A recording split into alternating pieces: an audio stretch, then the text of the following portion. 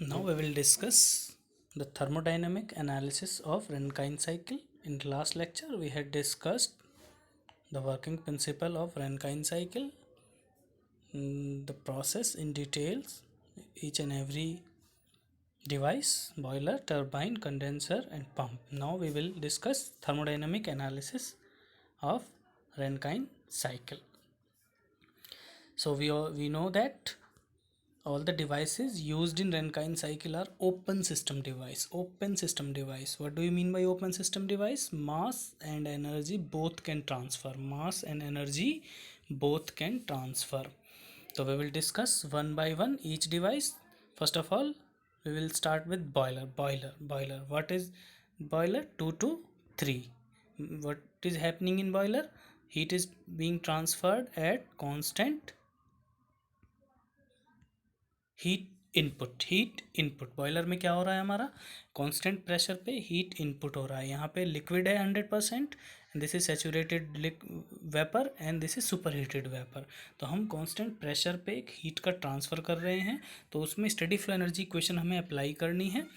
Now in boiler HF2 at point 2 it is in liquid phase. So at this line we calculate the value HF with the help of HF यानी कि fluid, and at the saturated vapor line we calculate the values Hg by using steam table. तो at inlet point in हो रहा है boiler के, HF2 plus heat input कर रहे हैं हम इसके अंदर through the furnace, heat add हो रही है वाटर में, Q input is equal to जो इंथैल्पी बाहर निकल रही है that is H3. Now H3 point is in super heated state, तो हमने F का यूज़ नहीं किया है.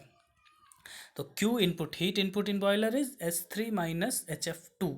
तो जब हम स्टीम टेबल में वैल्यू देखेंगे corresponding to pressure and temperature, H3 के लिए हम Hg अगर सेचूरेटेड वेपर लाइन पे है, अगर सुपर हीटेड जोन में है तो Hg plus Cp delta T means T3 and saturated ये लाइन, वो डिस्कस करेंगे हम. एक पर्टिकुलर अलग से लेक्चर लेंगे हम प्रॉपर्टीज ऑफ स्टीम का. सो हीट इनपुट निकल गया हमारा बॉयलर में. Now the next is pump, sorry turbine. Turbine में क्या हो रहा है हमारा?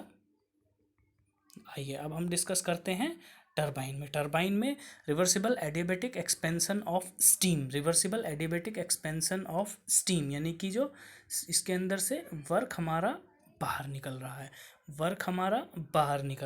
वर्क आउटपुट हो रहा है. तो अगेन हम steady flow energy equation apply करेंगे टर्बाइन्स में. H3 3 पॉइंट्स पे एंट्री हो रही है, again it is in gases state, तो F लगाने की सफिक्स में कोई ज़रूरत नहीं है, is equal to W output and H output H4.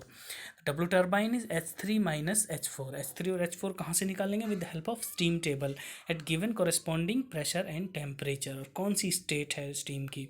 तो turbine work H3 minus H4. Now pump work अब हम डिस्कस करते हैं कंडेंसर में. Condenser, what is being happening in condenser में heat is being rejected, heat reject हो रही है एट कांस्टेंट प्रेशर.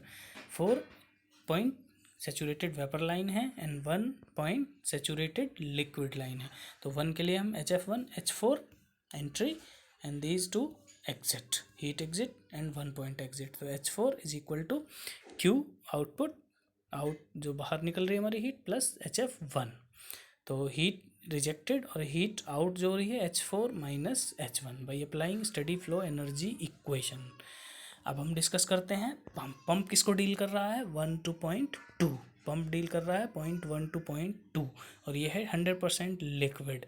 तो जैसे ही हम अप्लाई करेंगे HF1 प्लस WP यानी कि W हमारा इन हो रहा है, वर्क हम इनपुट दे रहे हैं. WP is equal to HF2. तो WP is equal to HF2 minus HF1. अब एक हमारे पास TDS इक्वेशन है, TDS is equal to DS minus VdP.